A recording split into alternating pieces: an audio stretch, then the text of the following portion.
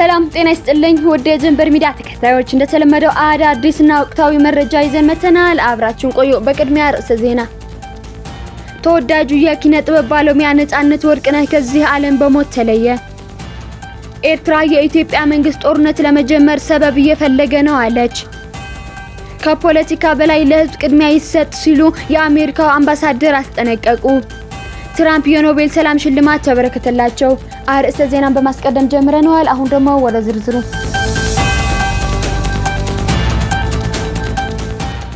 ዜና ሐዘን። ተወዳጁ የኪነ ጥበብ ባለሙያ ነጻነት ወርቅነህ ከዚህ ዓለም በሞት ተለየ።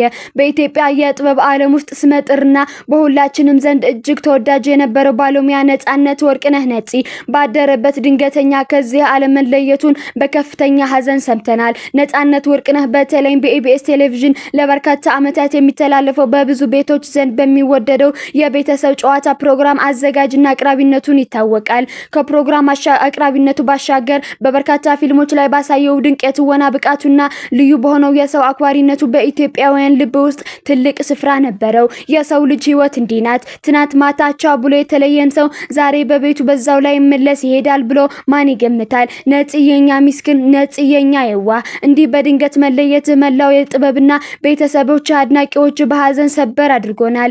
ነጻነት ወርቅነህ ባለትዳርና የሶስት ልጆች አባት ነበር። ባበረከታቸው ስራዎችና በደግነቱ ሁልጊዜም በልባችን ሲታወስ ይኖራል። ለባለቤቱ፣ ለልጆቹ፣ ለወዳጅ ዘመዶቹና ለመላው የጥበብ አፍቃሪዎች ፈጣሪ መጽናናት እንዲሰጥልን እንመኛለን።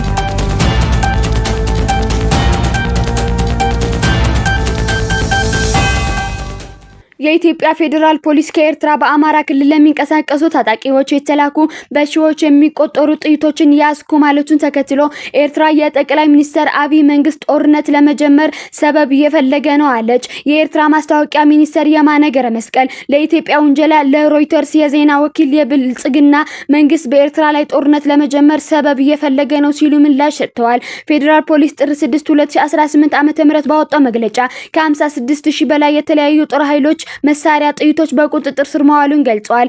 የኤርትራ መንግስት ግን ይህን የኢትዮጵያ መንግስት ውንጀላ ጦርነት ለመጀመር የቀረበ የሐሰት ውንጀላ ነው ሲል አጣጥለዋል። የፌደራል ፖሊስ ውንጀላን ተከትሎ ምላሽ የሰጡት የኤርትራ ማስታወቂያ ሚኒስትር ኢትዮጵያ ጥቃት ለመክፈት ሰበብ እየፈለገች ነው ብለዋል። የፖሊስ መግለጫው እንደሚለውም ተጠርጣሪዎች ላይ በተደረገው ምርመራ የጦር መሳሪያ ጥይቶቹ ከኤርትራ መንግስት የተላኩ መሆናቸውና ህወሓት መቀሌ ላይ ተቀብሎ ወደ አማራ ክልል በማስገባት ለፋኖ ለማድረስ ሲንቀሳቀስ ነበር። ጥይቶቹን ሲያጓጉዙ ተይዘዋል የተባሉ ተጠርጣሪዎች ላይ ፖሊስ አደረኩ ባለው ምርመራ ጥይቶቹ በሻዕቢያ መንግስት እንደተላኩና ጽንፈኛ ህወሓት ከመቀሌ ወደ አማራ ክልል ሸዋሮቢት ለማድረስ መንገድ ላይ እንደነበሩ ተናግረዋል ብለዋል።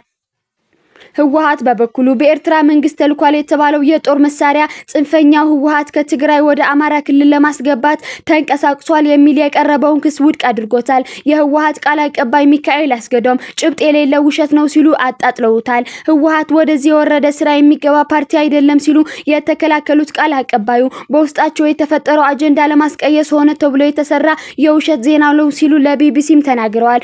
አቶ ሚካኤል ይህ አይነቱ ክስ የተለመደ ነው ብለዋል። ወደ ግጭት እንዳይከድ እኛ የበኩላችን ጥረት ያደረግን ነው።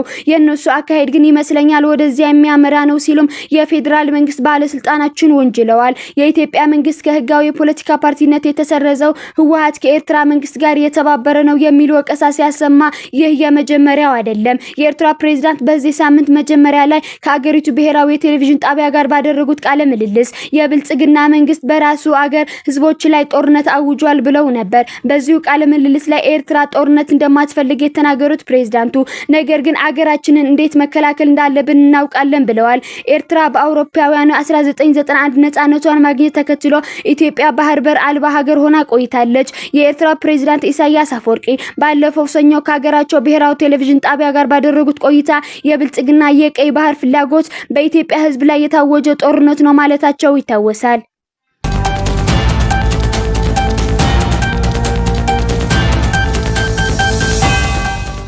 የአሜሪካ አምባሳደር ማሲንጋ በጉዟቸው ህዝቡ እየተጋፈጠ ያለውን ችግር በአይናቸው እንደተመለከቱና የመሰረተ ልማት ውስን የጤና አገልግሎትና የመሰረታዊ አገልግሎቶች አለመኖር የህዝቡን ኑሮ እንደጎዳው ጠቅሰዋል።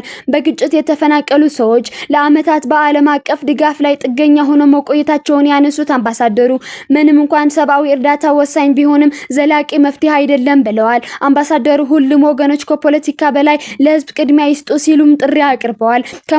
ከምንም ነገር በላይ ህዝቡን በማስቀደም መጻኢ ፖለቲከኞች እድላቸውን በተገቢው ጊዜ እንዲወስኑ እድል ሊሰጣቸው ይገባል ብለዋል። ሁሉም ሰው ደህንነቱና ክብሩ በተጠበቀ ሁኔታ ቀጣይ ህይወቱን የት መገንባት እንዳለበት እንዲወስን በኢትዮጵያ የሚመራና በተባበሩት መንግስታት የሚታዘን ሂደት አሜሪካ ትደግፋለች ብለዋል። ለዚህም ሁሉም ወገኖች ከፖለቲካዊ በላይ ህዝብን በማስቀደም የወደፊት የፖለቲካ ጣፈንታቸውን በተገቢው ወቅት እንዲወስኑ እንዲያደርጉ ጥሪ እናቀርባለን ሲሉም ገልጸዋል።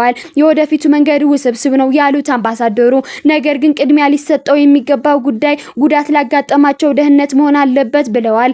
አሜሪካ ኢትዮጵያውያን ለዘላቂ ሰላምና መረጋጋት በሚያደርጉት ጥረት ውስጥ ድጋፍ ለመስጠት ቁርጠኛ መሆኗን አመላክተዋል። ከጦርነቱ በፊት በትግራይ ክልል አስተዳደር ስር የነበረው ሁመራና አካባቢው አሁን ላይ በአማራ ክልል ስር ወልቃይት ጠገዴ ሰቲት ሁመራ ዞን በሚል እየተዳደረ ይገኛል። ዛሬ የአሜሪካ አምባሳደር ወደ ስፍራ ባቀኑበት ወቅት ከዞኑ አስተዳደርና ሌሎች አካላትም ጋር መክረዋል። አቶ አሸቱ ደመላው የወልቃይት ጠገዴ ህዝብ በገዛ ርስቱ ሲሳደድና ሲገፋ መቆየቱን የዓለም አቀፍ ማህበረሰብ ያውቀዋል። የበደሉ መቋጫ የሆነው የማይካድራው ጀምላ ጭፍጨፋ ነው ሲሉም ተናግረዋል። የወልቃይት ጠገዴ ህዝብ በህወሓት አገዛዝ ዘመን ጥያቄው ታፍኖ በሀገርም በውጭም በደሉ እንዳይወጣ ተደርጎ ቆይቷል። ሰሚም አድማጭም አጥቶ የቆየ ህዝብ ነው ብለዋል። ከለውጡ ማግስት መንግስት የህዝቡ ጥያቄ የእውነትና የፍትህ መሆኑን እውቅና የሰጠበትን የዓለሙ ማህበረሰብ በደሉን እንዲያዝ የተደረገበት ማሳያ በኢትዮጵያ የአሜሪካ አምባሳደር ኢርቪን ማሲንጋ በዞናቸው መተው ያደረጉት ውይይት አንዱ ነው ሲሉም ገልጸዋል። የወልቃይት ጠገዴ ህዝብ አማራ ነኝ በማለቱ ብቻ ሲሳደድና ሲገፋ ቆይቷል ያሉ ሲሆን የወልቃይት ጠገዴ ህዝብን ሀገሩን የሚወድና በሰላም መኖር የሚፈልግ አማራው ማንነቱ የሚያስጠብቅ ባህሉ የሚያከብር ኩሩ ህዝብ ነው ሲሉም አስረድተዋል። የወልቃይት ጠገዴ አማራ ህዝብ የጎንደር በጌ ምድር አማራ መሆኑ በርካታ ታሪካዊ መስረጃዎችን አሉን። ህዝቡም አማራ ነኝ በማለት ሞትን ሳይፈራ ለበርካታ አመታት ታግሏል። በዚህም ጽኑ ትግል ነጻነትን አውጇል ሲሉም አሳስበዋል። የወልቃይት ጠገዴ ህዝብ ጥያቄ ለመፍታት በሚደረገው መንገድ የአብሮነትና ዘላቂነት መንገድ መከተል አለብንም ብለዋል።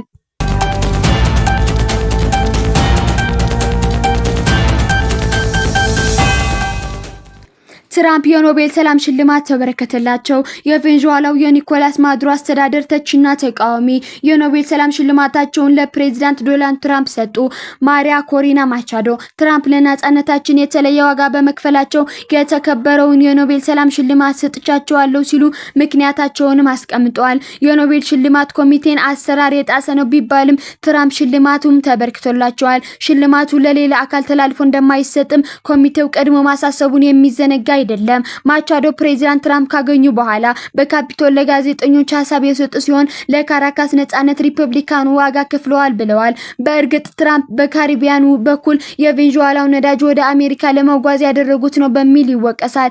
የኖቤል ሽልማት ከተሰጠ በኋላ ለምንም አሳልፈው መስጠትም ሆነ ማጋራት እንደማይቻል ግልጽ በሆነ መንገድ ቢቀመጥም ማቻዶ አሰራሩን ጥሰው ለትራምፕ እውቅና ሰጥተዋቸዋል። ማቻዶ የኖቤል ሽልማትን ያገኙት ቬንዙዌላው ከአምባገነና ወደ ዲሞክራሲያዊ መንግስት ለማሻገር ባደረጉት ጥረትና ለነጻነት በከፈሉበት ዋጋ ነበር ተብሏል። በአሁኑ ወቅት በቬንዙዌላ ከፍተኛ ወታደራዊ እንቅስቃሴ የሚታይ ሲሆን የሩሲያ የጦር መሳሪያዎች የአሜሪካ ጥቃት መቋቋም አለመቻላቸው በሞስኮና በዋሽንግተን መካከል ያለውን ዲፕሎማሲያዊ ውጥረት ይበልጥ አፋፍሞታል። ለዛሬ ያዝነው ዜና ይህን ይመስል ነበር። ለቀጣይ አዲስ መረጃ ለማግኘት ላይክ፣ ሰብስክራይብ እና ሼር ማድረግ አይርሱ።